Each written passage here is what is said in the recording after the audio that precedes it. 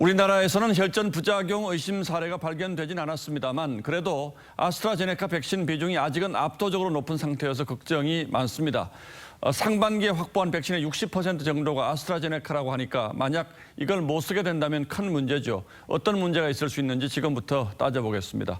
자, 윤슬기 기자. 네. 일단 혈전이라는 게 어떤 겁니까? 네, 혈관 속에서 피가 굳어진 덩어리인데요.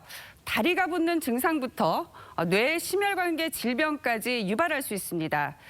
이 혈전과 아스트라제네카 백신의 연관성에 대해 현재까지 밝혀진 건 없습니다. 자, 그래도 유럽 국가에서는 긴장하고 있는 모양인데 우리나라 전문가들은 이걸 뭐라고 판단하고 있습니까? 이 감염내과 등의 전문가 4명에게 이 백신이 혈전의 원인인지를 물었는데요. 보시다시피 2명이 X, 즉 원인이 아니다. 2명이 세모, 원인일 가능성을 배제할 수 없다고 답했습니다. 예. 먼저 원인이 아니라고 보는 근거로 이 혈전은 기저질환이나 나이와 관계없이 일상생활에서 흔하게 생긴다는 점을 들었습니다. 더 나아가 오히려 일반인들 사이 이 혈전 발생률이 더 높다는 의견도 나왔는데요. 들어보시죠. 멀쩡하던 사람들이 300만 명 정도에서 한 300명, 이번에 백신을 맞은 300만 명 중에서 22명 정도가 생겼다는 거예요.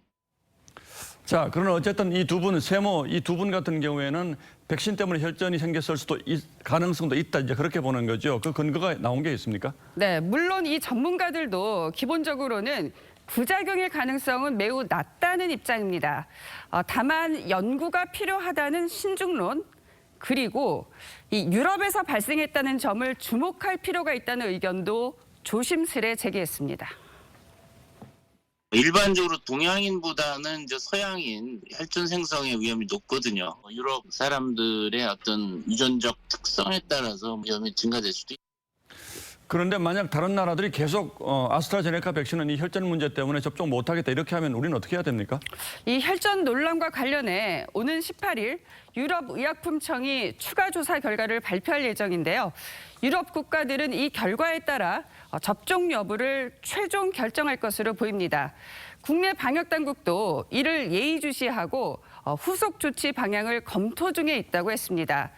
지난 15일 기준으로 상반기에 국내 도입이 확정된 백신 1,779만여 회분 중 60%가 바로 이 아스트라제네카죠. 예. 이 때문에 우리도 유럽 못지않게 이 18일 발표에 촉각을 곤두세울 수밖에 없는 상황입니다. 자, 그러니까 여러 종류의 백신을 확보하고 있는 다른 나라는 뭐 그래도 문제가 좀 덜하겠지만 만약에 우리가 이 아스트라제네카 백신 못 맞는다 이러면 상당한 접종 차질이 있을 수 있다 이거죠. 그렇습니다. 예, 윤슬기 기자 잘 들었습니다.